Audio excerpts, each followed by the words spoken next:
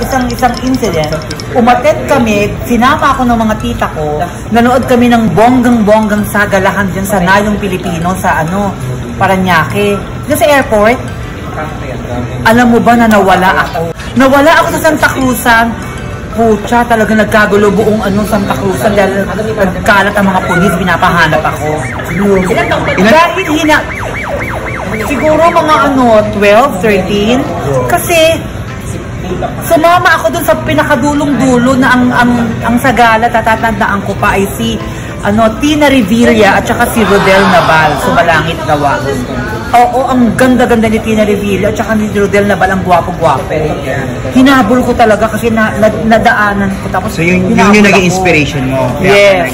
Oo, wala pang pageant, Santa Cruzan talaga. Totoo si Mama, Santa Cruzan talaga. Nasa gala ka na po? Ako, never. Never. Once lang ako naging ring bearer. Tapos never pa ako nag-abay-abay sa kasal. Talagang ninang agad. Oo.